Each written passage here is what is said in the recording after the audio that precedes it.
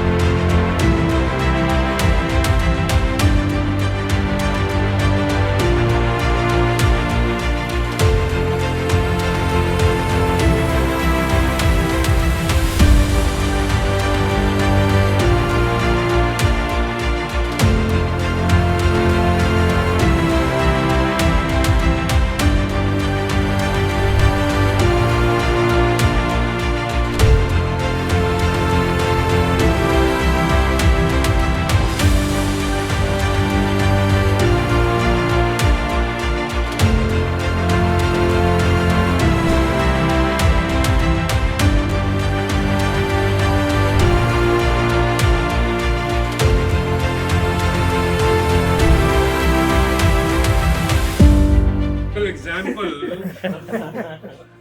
of how orthopedic surgeons do with whatever is available. तो ये butcher's knife category में आती है और ये लगता है काफी एक्सपेंसिव नहीं होती है किसी काम के लिए. ये सिंबॉलिक है, दिखाने के लिए कि नाइफ है कोई ढंग की.